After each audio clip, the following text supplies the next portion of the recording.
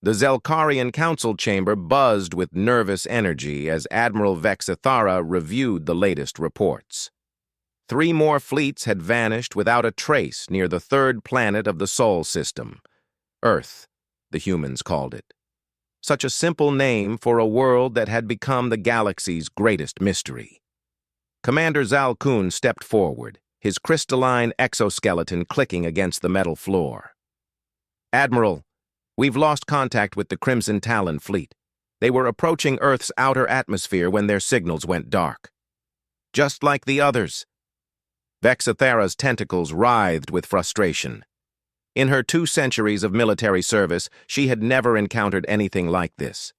The humans were a young species, barely spacefaring for 100 Earth years.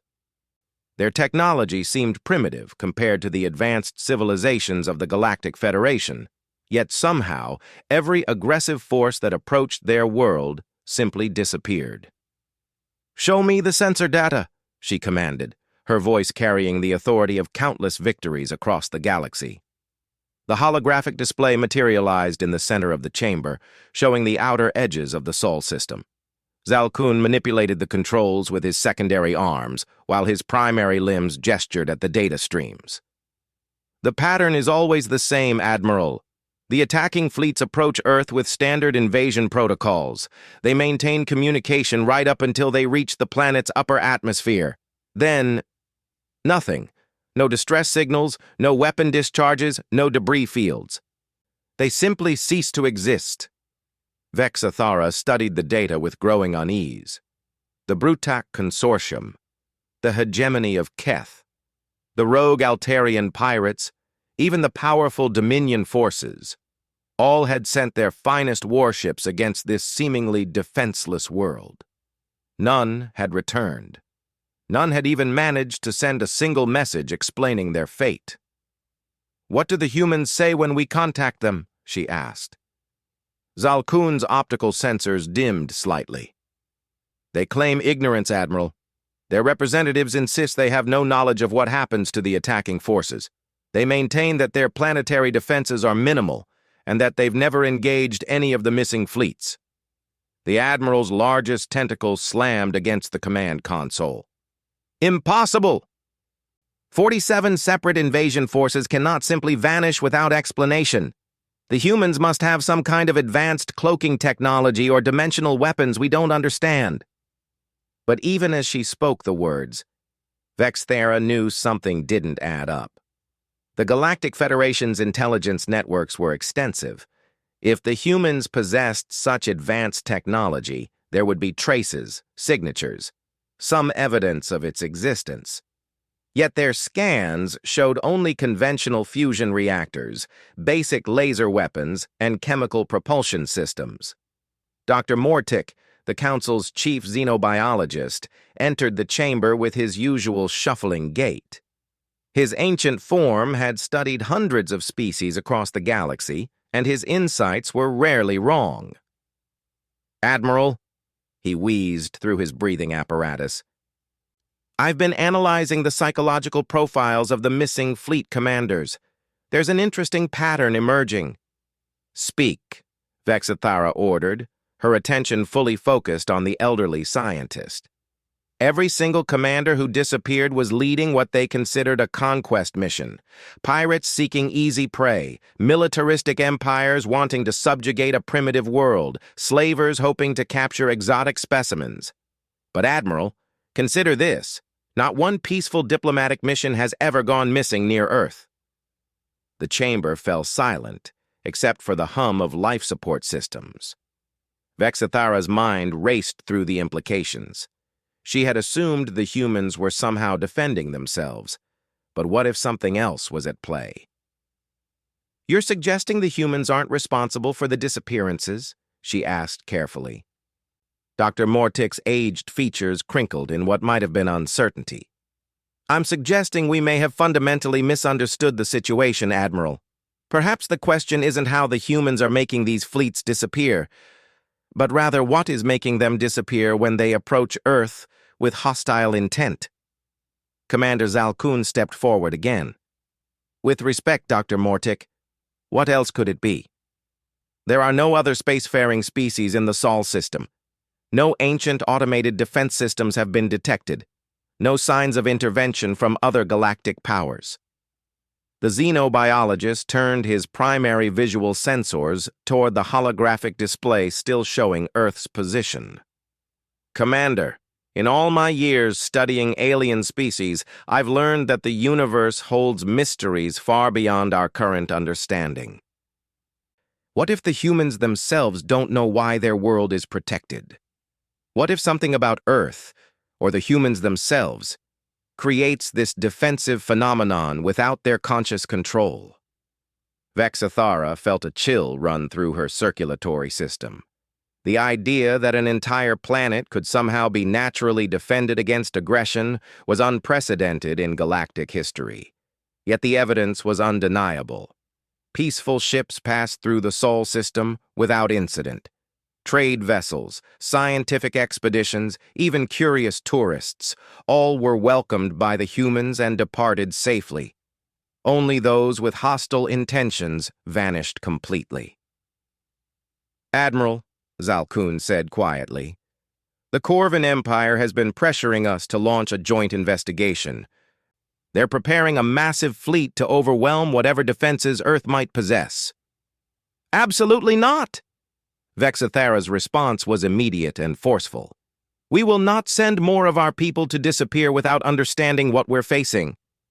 Dr. Mortick, I want you to begin an intensive study of every available piece of data about Earth and its inhabitants. Look for anything unusual, any patterns we might have missed." "Already begun, Admiral," the scientist replied. "But I believe we need to take a more direct approach. We need to observe what actually happens when a hostile fleet approaches Earth." "How do you propose we do that without losing another fleet?" Vexathara asked. Dr. Mortick's breathing apparatus wheezed softly as he considered the question. "We send a research vessel equipped with our most advanced sensors and cloaking technology, but we don't approach with hostile intent.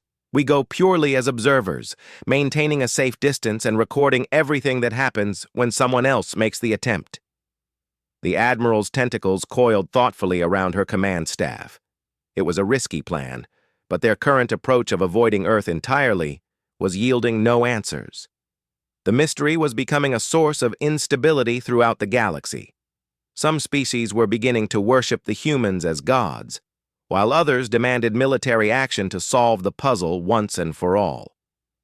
"Very well," she decided. "Prepare the research vessel Quantum Observer. Equip it with every sensor we have and our best stealth technology, but understand this. We're going there to watch and learn, nothing more. Any sign of the phenomenon affecting our ship, and we retreat immediately." As the meeting concluded and the various officers departed to prepare for the mission, Vexathara remained in the chamber, staring at the holographic image of Earth.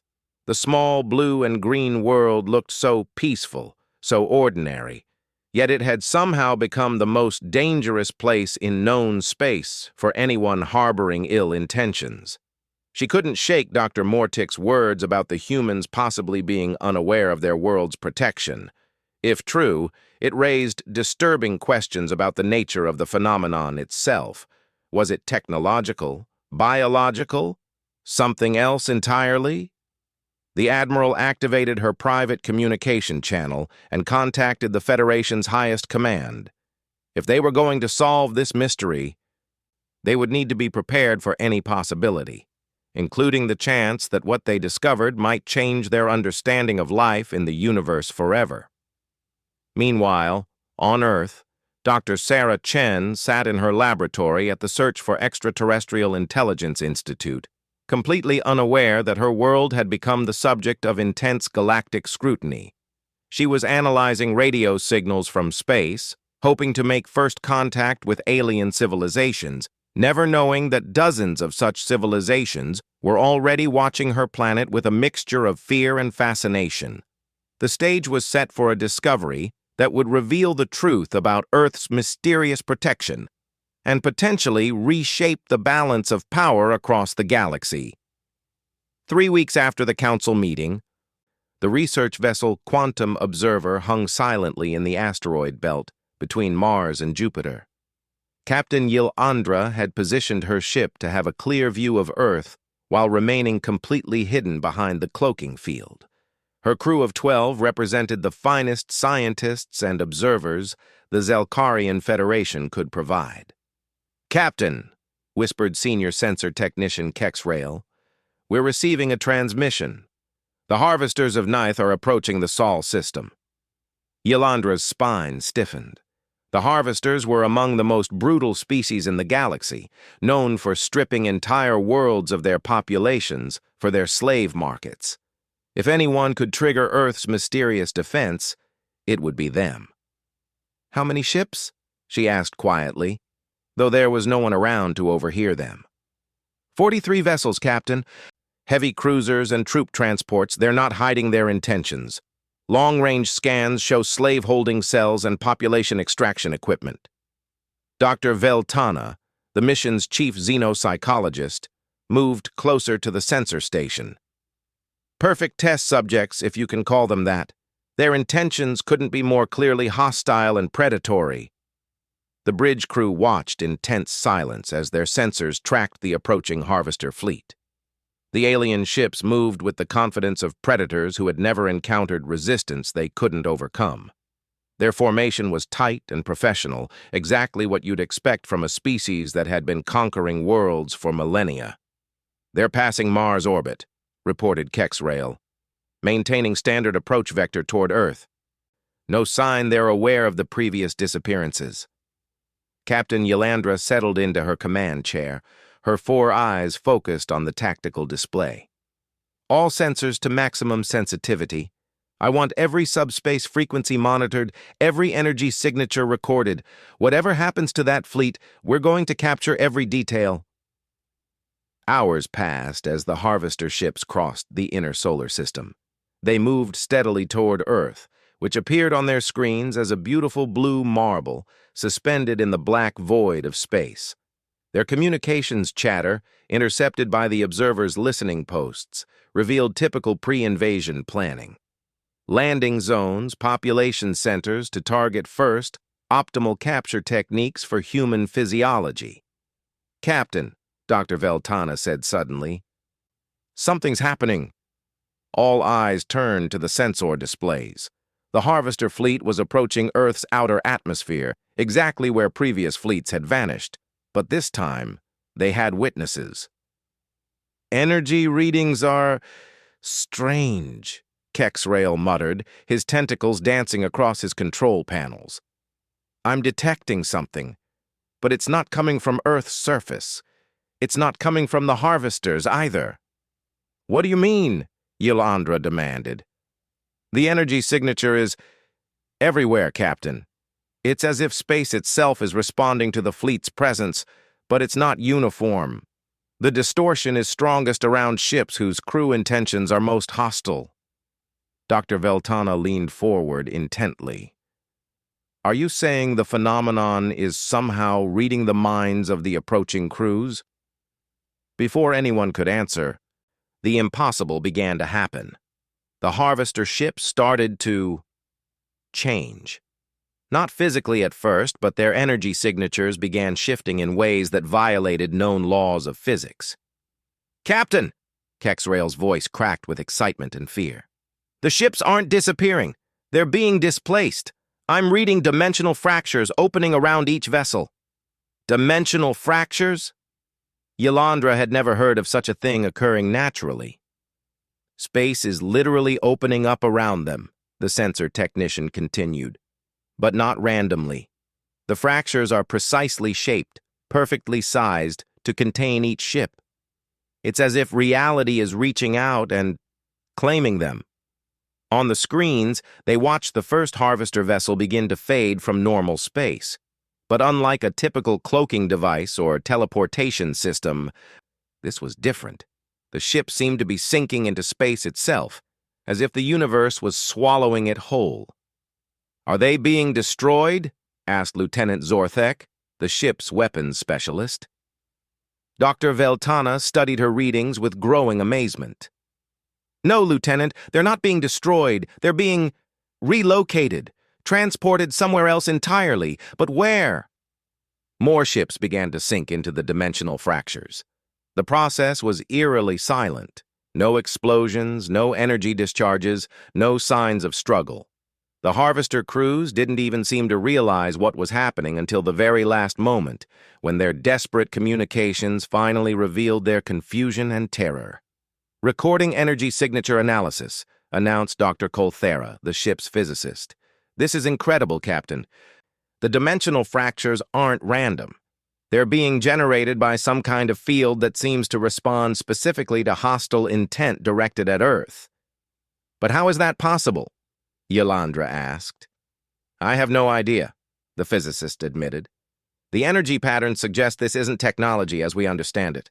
This appears to be some kind of natural phenomenon, but one that operates on principles we've never encountered before." Within an hour, all 43 Harvester ships had vanished into the dimensional fractures. Space around Earth returned to normal, as if nothing had happened. No debris, no energy residue, no trace that a massive alien fleet had ever been there. "Dr. Veltana," the captain said slowly, "you've studied hundreds of species. Have you ever encountered anything like this?" The xenopsychologist's breathing apparatus hummed as she considered the question. "Never, Captain. But I'm beginning to form a hypothesis. What if this phenomenon isn't protecting Earth specifically, but rather responding to a particular type of consciousness?" "Explain." "Every species that has disappeared near Earth shared one common trait. They approached with the intention to harm, conquer, or exploit the humans. But consider this. Humans themselves have been spacefaring for a century. They've sent probes throughout their solar system, established bases on their moon, even sent crews to Mars. Yet they've never triggered this phenomenon themselves." Lieutenant Zorthek looked confused. "But humans have certainly fought wars among themselves."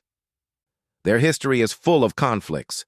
"Exactly," Dr. Veltana said excitedly. "They fight each other, but they've never turned that same aggression outward toward other worlds. Think about it. When humans imagine meeting alien life, their stories and transmissions consistently show curiosity, hope for peaceful contact, or at worst, defensive preparations. They don't fantasize about conquering other worlds." Captain Yilandra felt a chill run through her nervous system. "Are you suggesting that Earth itself has somehow developed a defense against expansionist aggression?" "I'm suggesting something even more remarkable," the doctor replied. "What if this phenomenon isn't limited to Earth? What if it's a natural law of the universe that we've never encountered before because most spacefaring species are inherently aggressive?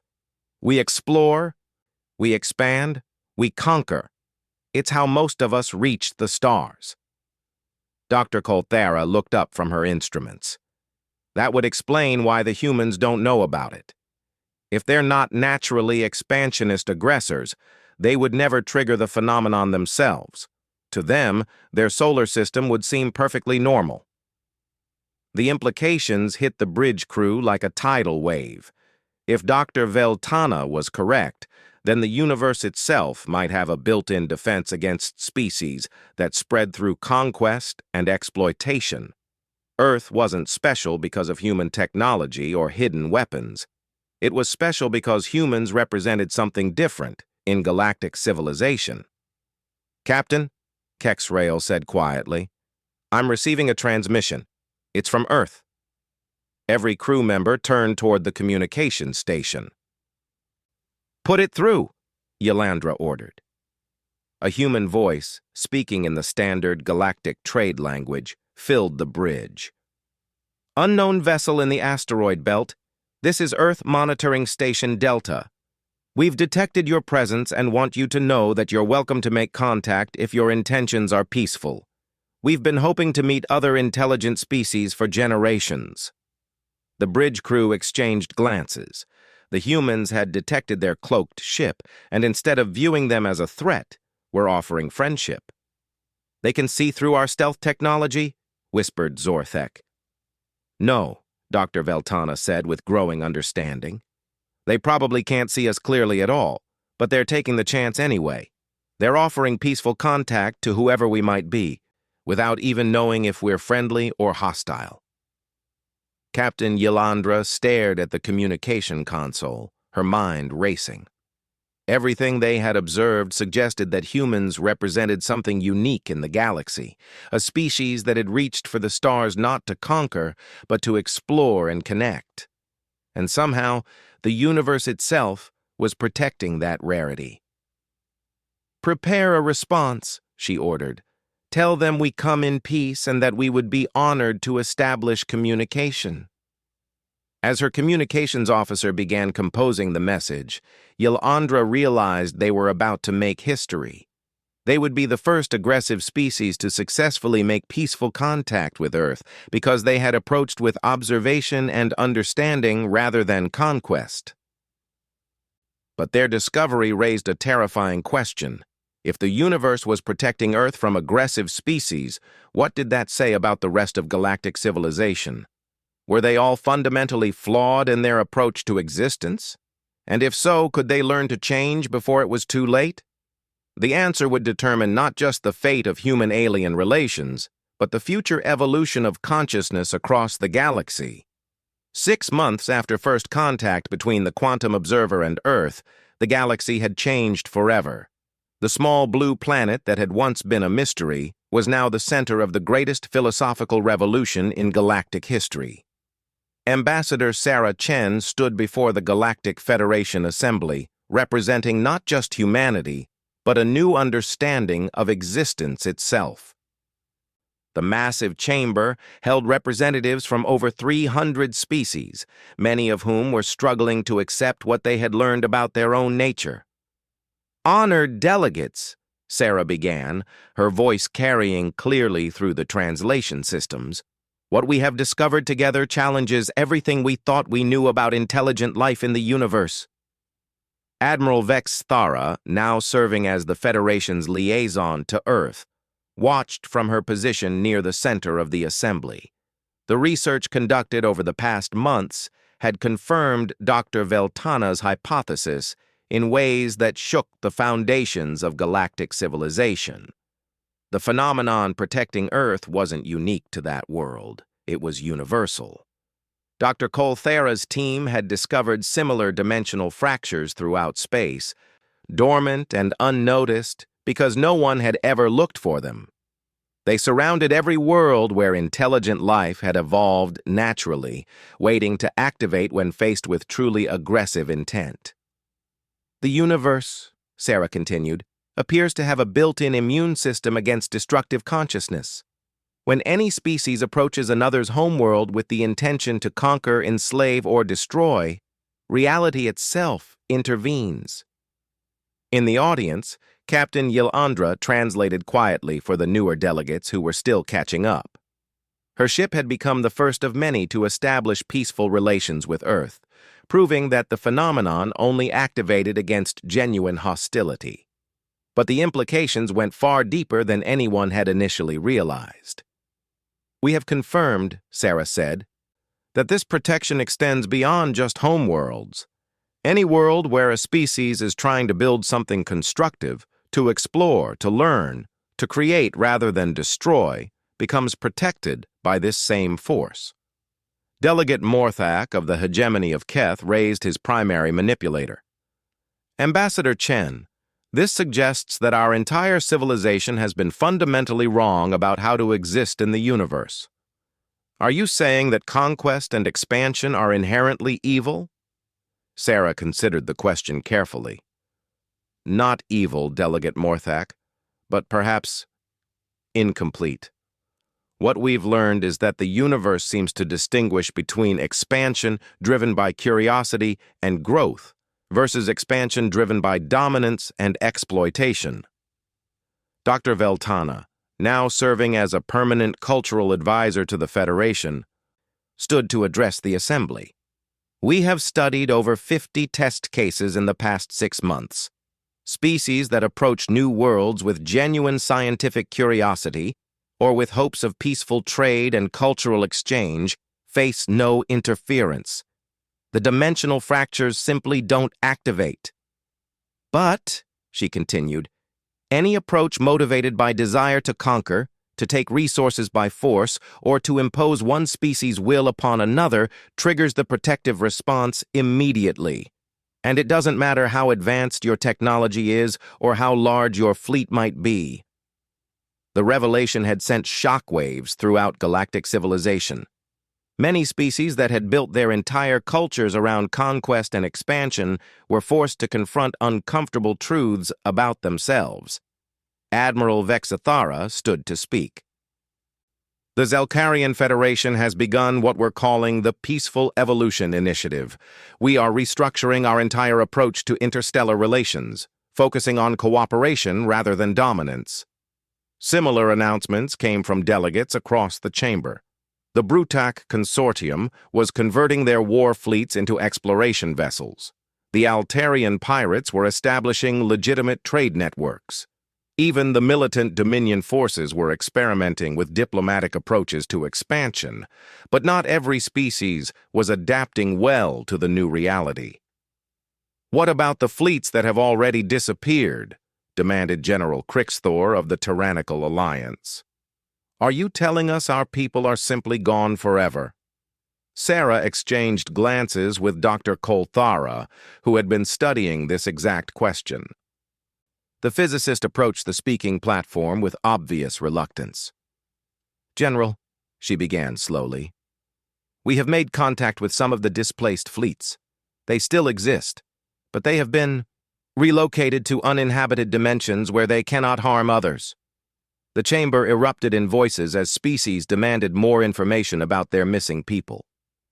"The displaced fleets are not harmed," Dr. Kolthara continued once order was restored. "They exist in pocket dimensions with resources to survive, but they cannot return to normal space while maintaining their aggressive intentions. However, we have discovered that some crews have undergone what we might call consciousness evolution in these spaces." "Meaning what exactly?" General Crixthor pressed. "Meaning that individuals who genuinely abandon their hostile intentions and embrace peaceful philosophies can return to normal space. Approximately 12% of displaced personnel have successfully made this transition and returned to their homeworlds." The information sparked intense debate throughout the chamber. Some species saw this as an opportunity for redemption, while others viewed it as a form of cosmic brainwashing. Ambassador Chen raised her hand for silence. "There's something else you need to understand. This phenomenon isn't arbitrary or cruel. Based on our research, it appears to be designed to protect the evolution of consciousness itself." She activated a holographic display showing the galaxy. "Look at the distribution of intelligent life.